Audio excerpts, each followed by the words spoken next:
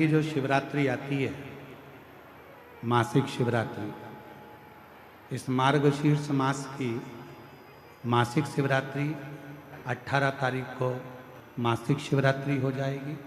दिन 19 तारीख को जो हमारी कथा की शिवरात्रि होती है, छठे दिन की, जिस दिन लोग बाबा से अपने मन का भाव कहने आते हैं, रात भर कीर्तन कर कर फिर समापन वाले दिन सुबह 8 बजे कथा सुनकर अपने अपने घर की ओर जाते हैं। ऐसी 19 तारीख को कथा की शिवरात्रि रहेगी। कितने किस्मत वाले हैं आप सब कि मार्गशीर्ष मास की अपने जीते जी, मरना सबको है, अपने जीते जी कुछ ऐसा कर्म कर कर जाना अपने धर्म के लिए, सनातन धर्म के लिए, कि मरने के बाद भी जिंदा बने रहो, ऐसा कर्म अपने जीवन में कर कर जाओ।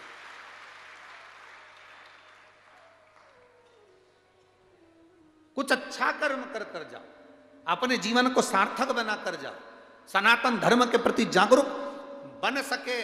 हम पूरे राष्ट्र को सनातन धर्म के प्रति जागरूक नहीं कर सकते तो अपने नगर को, अपने गांव को करो। गांव को जागरूक नहीं कर सकते तो अपने परिवार को जागरूक करो। परिवार को जागरूक नहीं कर सकते तो अपने अपने पत्नी, अपने बच्चे, अपने पति, इनको सनातन धर्म के प्रति जागरूक करो। आज गांव-गांव में जो शंकर जी के मंदिरों का निर्माण हुआ है, बोलो सही है कि गलत है? कितने शिव जी के मंदिर बने, कितने शंकर के मंदिर बन गए। ढेर सब लोगों ने शिव मंदिर तो बना लिए, पर आप लोगों से निवेदन है, शंकर के जितने मंदिर बने हैं वो मंदिर खाली नहीं रहना चाहिए। आपका फर्ज है उस मंदिर में जाने वालों की संख्या आपको बढ़ानी। उस मंदिर में प्रतिदिन भले आप 5 मिनट के लिए जाएं, 1 मिनट के लिए जाएं, 1 लोटा जल समर्पित करने के लिए जाएं, उस समय पर आपके मुख पर श्री शिवाय नमस्तुभ्यम होना चाहिए। 4 लोग मिलकर आए, 8 लोग मंदिर में आए, भजन करो, कीर्तन करो, जो समय मिल जाए। हम ये नहीं कहते कि पूरा समय मंदिर में लगाओ। सोमवार की अष्टमी पड़ जाए, मंदिर में 5 मिनट श्री शिवाय नमस्तुभ्यम। प्रदोष का दिन पड़ जाए, शाम के समय मंदिर में श्री शिवाय नमस्तुभ्यम। शिवरात्रि महीने की पड़ जाए, मंदिर में गए 5 बार श्री शिवाय नमस्तुभ्यम। जितनी माताएं वहां पर हो, जितनी महिलाएं वहां पर हो, जितने पुरुष हो, जितने भाई हो, बिना संकोच के शंकर के नाम का उच्चारण।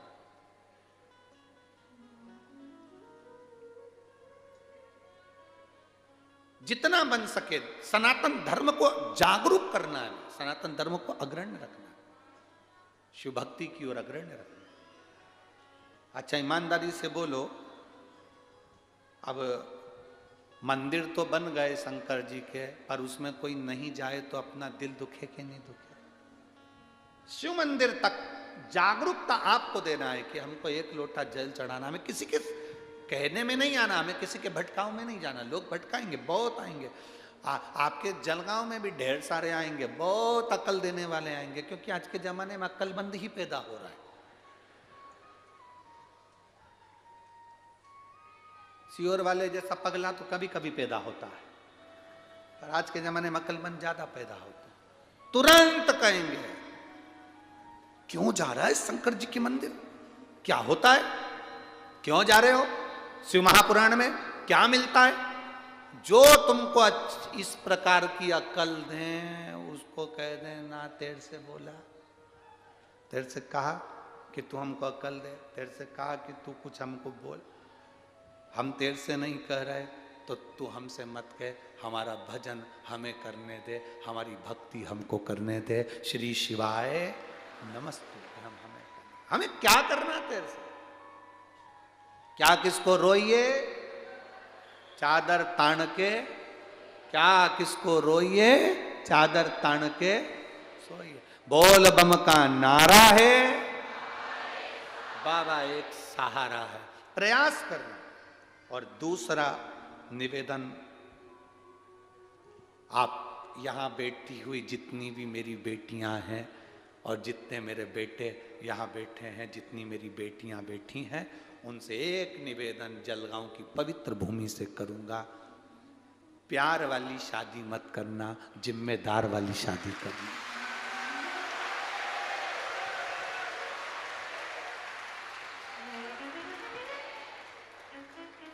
प्यार वाली शादी बहुत दिन तक नहीं टिकती, पर जिम्मेदार वाली शादी आखिरी समय तक टिकती।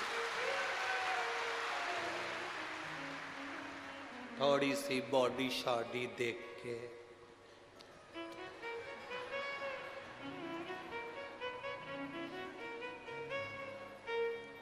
उनकी गाड़ी, एक तो उनकी खुद की तो गाड़ी नहीं होती,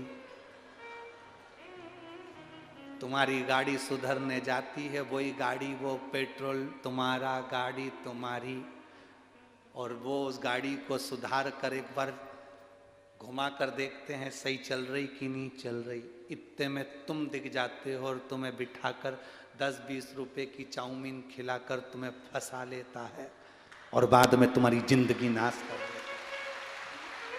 गाड़ी भी उसकी नहीं है, तुम्हारी है, सुधरने गई थी। पेट्रोल भी उसका नहीं है, तुम्हारा है।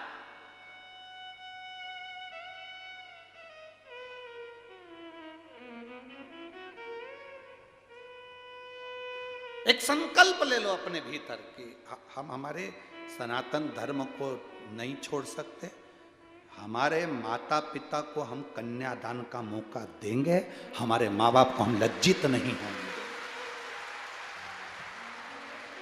प्यार वाली शादी नहीं करेंगे, करेंगे तो जिम्मेदार वाली शादी करेंगे। प्यार वाली शादी में बस केवल थोड़े दिन का वो कह दूर के ढोल सुहावने नजर आते हैं, पास में डीजे बजता है तो कान बंद करना पड़ता है। दूर डीजे बजता है तो कितनी अच्छी आवाज है। जब दूर दूर रहते हो ना तो प्यार के अंतर्गत उनके फोन पे बात बहुत अच्छी लगती है। एक बार शादी हो जान दे, फिर आवाज चुप बैठे रहो। 30 साल हो गए तुम्हारी सुन सुन के, अब नहीं सुन सकती, अब नहीं सुन। ये प्यार वाली और जिम्मेदार वाली कोई बात नहीं, जिंदगी में ऊपर नीचे चलता रहता है, कुछ कह भी दिया ना कोई बात नहीं। जिम्मेदारी वाली शादी में बेटी के ऊपर भी जिम्मेदारी रहती है और पति के ऊपर भी जिम्मेदारी रहती है कि हमें परिवार को लेकर चलना है, कुटुंब को लेकर चलना है। प्यार वाली शादी में जब तुम अपने माँ बाप के नहीं हुए तो तुम किसके होगे? जरा विचार करो। तुम अपने माँ बाप के नहीं हुए तो तुम किसके होगे? खूब समझाते हैं घर के लोग, माता पिता समझाएंगे, बेचारे थाने में अगर खबर जाती है तो थानेदार भी समझाता है, देखो तुम अपने धर्म में शादी करो, दूसरे धर्म में मत जाओ। तुम तो कह देती हो मैं तो मर जाऊंगी, मेरा इनसे कोई संबंध नहीं है। बेचारे पुलिस वाले भी क्या करें, तो क्या मर जाए। अब वो भी कितना समझाए बेचारा। थाने में बैठ बैठ के समझाते थे, देखो अपने धर्म में करो, फालतू की इधर उधर मत जा बेटा, अच्छे घर की लड़की है नहीं, अच्छे घर की बेटी है ना, तेरे माँ बाप ने तेरे को पढ़ाया ना, अच्छे कॉलेज में भेजा ना, उनका नाम मत खराब होने जैसे ये 2 कौड़ी का लोगों के चक्कर में अपनी जिंदगी क्यों नाश करे। बेचारा ऐसा नहीं कि पुलिस वाला नहीं समझा, थाने में बिठा बिठा के समझा, समझ जा बेटा। फिर चलो तो चलो बाल संस्थान वाले आकर समझाते हैं, भैया समझ जाओ। फिर संत साधु समझाते हैं, फिर सनातन धर्म वाले समझाते हैं, परिवार वाले समझाते हैं, कितना समझाएं पर दूर के ढोल सुहा। सबसे ज्यादा बिगाड़ दिया ये फिल्मों ने, इतना बिगाड़ा, इतना बिगाड़ा। अच्छा तुम फिल्म देखो तो उसमें सब कुछ दिखाते हैं, उस फिल्म में दिखाते हैं कितना प्यार है छोरा छोरी में, कितना प्रेम दिखाते हैं। बोलो दिखाते कि नहीं दिखाते? जम के तो बोलो री जीजियो, दिखाते मेरे भाई उन बोलो कितना प्रेम दिखाए छोरा छोरी में, लड़का लड़की में इतना प्रेम दिखाए, इतना प्रेम दिखाए, इतना प्रेम दिखाए, सब कुछ दिखाया। पर एक बात बताओ, बस फिल्म कहाँ खत्म कर देते हैं? उनकी शादी होती है तब, उसके बाद का दिखा तेरे बाप में दम होता, उसके बाद का दिखानी। वहां तक दिखाया बस शादी हुई, उसके बाद का दिखा जो घर में हो रहा है, सास दोच रही है, अपशब्द कह रहे हैं, ताने दे रहे हैं, झगड़ा कर रहे हैं, लड़ रहे हैं, वो किसी फिल्म में नहीं दिखाते। बस शादी हुई, फिल्म एंड, समा, क्योंकि उसके बाद तुम निपटो। हमें तो बस इतना करना था कि छोरा छोरी के हृदय में ये दिखाना था कि तुम किसी से भी प्रेम करो, किसी से भी शादी करो, पर हमारा सनातन धर्म मंजूरी नहीं देता। अपने माँ बाप के कहे अनुसार चलो, अपने माता पिता के कहे अनुसार चलो, अपने माता पिता के कहे अनुसार विवाह करो। अपने माता पिता ने तुम्हारे पर विश्वास कर कर तुम्हें पढ़ने के लिए मुंबई पूना भेजा, तुम्हें छत्रपति संभाजी नगर भेजा, जलगांव भेजा, छोटे छोटे गांव से निकालकर माता पिता ने किसी की नहीं सुनी, तुम्हें पढ़ने के लिए भेजा। ये तुम्हारा फर्ज है। कितनी भी किसी से दोस्ती कर लेना, आखिरी में कह देना, देख रे भाई, शादी तो मेरे माँ बाप कहेंगे वहीं करूंगी, चाहे तू अप टू डेट हो, चाहे कहीं तक कुछ भी हो, शादी तो मैंने अपने माता पिता के कहीं कर। प्यार वाली शादी नहीं करना। कौन सी शादी करना है? जम के बोलो जरा, जम के। जिम्मेदार वाली शादी करना है, जिसमें दोनों की जिम्मेदारी हो, दोनों जिम्मेदार बने, अपने माता पिता, परिवार, कुटुंब, कबीले, नाते, रिश्ते, कुटुंब को लेकर चलने वाली शादी करना। ये साधारण नहीं, इसमें मत पड़ जाना फालतू के प्रपंच में। आएंगे, बहुत आएंगे तुमको, बहुत आस के साथ। एक बार देवाधिदेव महादेव मां जगत जननी पार्वती जी के साथ में नंदनवन में भ्रमण कर रहे हैं। नंदनवन मतलब काशी, काशी में भ्रमण कर रहे हैं। और भ्रमण करते करते माता पार्वती जी का ध्यान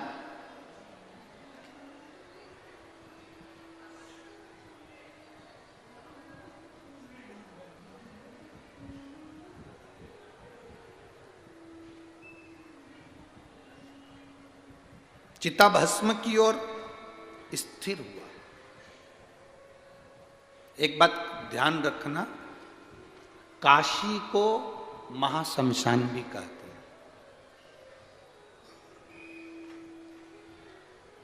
जैसे महालक्ष्मी होती है, महादेव होते हैं, उसी तरह शमशान में भी, शमशान काशी को महा शमशान भी कहते हैं।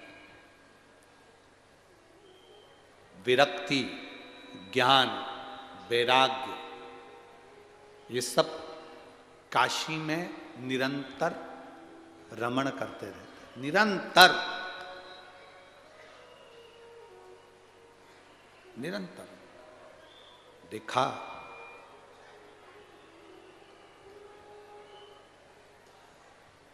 चिताभस्म को देखकर माता पार्वती स्तुप्त हो गई, एकदम रुकी। कुछ देर के लिए मां पार्वती रुकी। कहते हैं काशी के मणिकर्णिका घाट पर अगर एक बार चले गए, काशी के मणिकर्णिका घाट पर अगर आप पहुंचे और आपने दिल से शिव नाम लेकर एक बार अगर किसी मुर्दे को जलते हुए उस शमशान में देख भी लिया, तो एक विरक्ति, एक वैराग्य भीतर से प्रकट हो जाता है। मन ये करता है कि अब संसार व्यर्थ है और शिव नाम ही सार है, और इसी से भव व्यर्थ नजर आने लगता है। सब व्यर्थ, सब में व्यर्थता दिख रही है।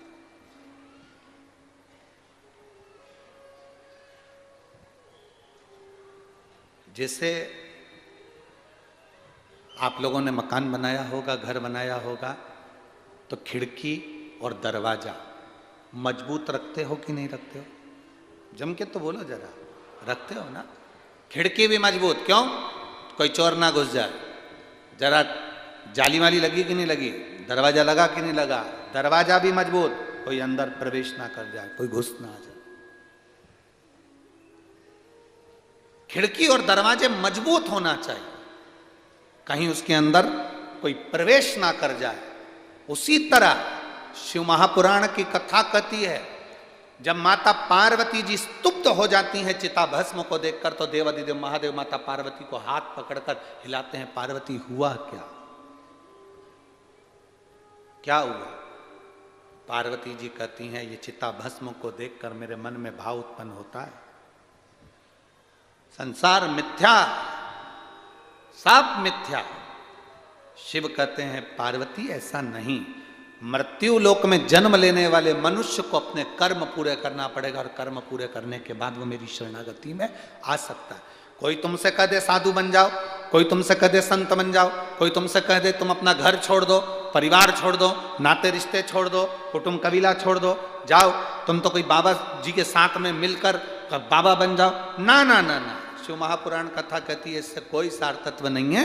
शिव महापुराण की कथा में शंकर भगवान माता पार्वती को मणिकर्णिका के घाट पर सुंदर आनंद के साथ माता पार्वती जी को सुंदर महाशमशान की उस रज में चिता भस्म के सम्मुख में कहते हैं संसार में रहने वाला मनुष्य जब अपना कर्म करते करते कर्म करते करते मेरा नाम एक बार भी ले लेता है, शिव कहते हैं फिर वो मेरे धाम को आ जाता है। अपने कर्म को करते, अपने भजन को करते करते अपने कर्म में लीन होते होते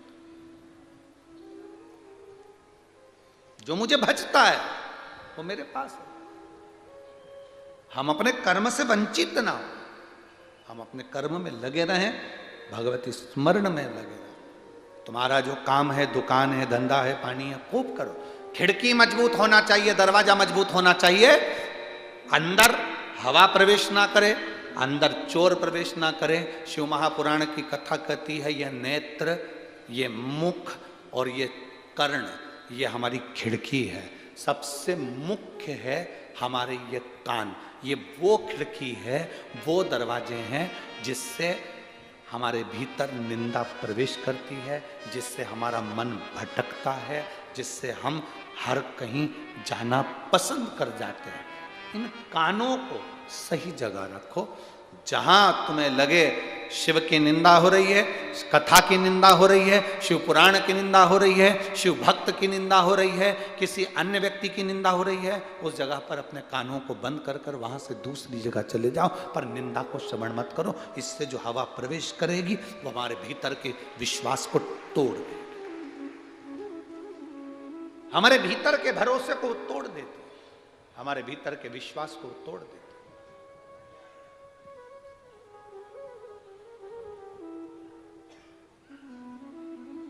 मेरे बाबा दया करना, मैं तेरे भरोसे। मेरे बाबा दया करना, मैं तेरे भरोसे हूँ। ना घर के भरोसे ना परिवार के भरोसे हो, मेरे बाबा दया करना, मैं तेरे भरोसे हूँ। आगे वर्णन आया, अपने भीतर अहंकार, निंदा, काम, लोभ, आसक्ति प्रवेश न करने दें। दूसरा वर्णन करते हुए सुंदर भाव से तुमरुका जी ने चंचुला देवी को 12 ज्योतिर्लिंग का स्मरण कराया। प्रथम सोमनाथ जी का वर्णन करा, चंद्रदेव को काया का रोग हुआ, उस रोग से मुक्त किया। फिर वर्णन आया मल्लिकार्जुन का, सुंदर कार्तिकेय बाबा रुष्ट होकर चले गए थे, देवाधिदेव महादेव माता पार्वती जी के साथ मना कर लेकर। कई माता कई भाई ऐसे हैं, बच्चे अगर रुष्ट होकर चले जाते हैं तो सोचते हैं जान दे चूल्हा में। ना ना, अपने बच्चे हैं ना, एक बार उनको समझा कर वापिस लाने का प्रयास। शिव महापुराण करती क्या है? शिव महापुराण का काम क्या है?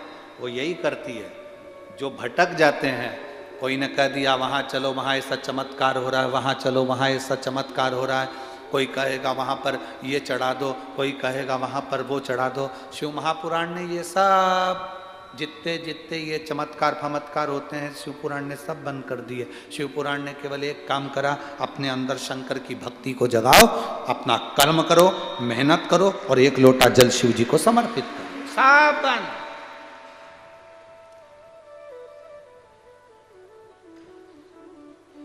अपने धर्म को छोड़कर हम जब दूसरे धर्म पर कुछ चढ़ाने के लिए जाते हैं, अपने धर्म को छोड़कर हम जब दूसरे धर्म को अगरबत्ती लगाने जाते हैं, अपने सनातन धर्म के देवताओं को छोड़कर जब हम दूसरे धर्म के देवता को अगरबत्ती लगाने के लिए जाते हैं या चढ़ाने के लिए जाते हैं, उस समय पर हमारा पूर्व का किया हुआ सारा पुण्य समाप्त हो जाता है, फिर हमारे पास पुण्य नहीं बचता। हमारा पुण्य समाप्त। हमें दूसरे धर्म की ओर आसक्त नहीं। अपने धर्म में बहुत देवता है। कितने देवता हैं? 33 कोटि देवता। खूब भजो, पूरी बफेट लगी हुई है। तुम्हारा मन पड़े तो गुलाब जामुन खाओ, नहीं तो रसगुल्ला खाओ। 33 कोटि देवता हैं। शंकर जी भजना हो, राम जी भजना हो, कृष्ण भजना हो, शिव भजना, तुम्हारी मर्जी पड़े उसका भजन करो, पर करो अपने सनातन धर्म का। दूसरे धर्म में प्रवेश नहीं। शिव कथा करें। भगवान मल्लिकार्जुन बनकर विराजमान हुए। अगला वर्णन आया है महाकाल का। दूषण नाम के राक्षस का संहार भगवान ने करा और महाकाल बनकर विराजमान हुए। अगला वर्णन है ओंकारेश्वर। विंध्य नामक पर्वत ने तप किया, शिव जी को प्राप्त किया, ओंकारेश्वर के रूप में विराजमान। फिर वर्णन आया है श्री केदारनाथ। नर नारायण ने तप कर कर शिव जी को विराजमान करा। अगला वर्णन आया है भीमाशंकर। कुंभकर्ण की धर्म पत्नी करकटी, जिसका पुत्र था भीम, उस भीम ने देवताओं को परेशान किया। शिव जी ने आकर उसका संहार करा। शिव जी का नाम भीमा शंकर हो। भीमा शंकर।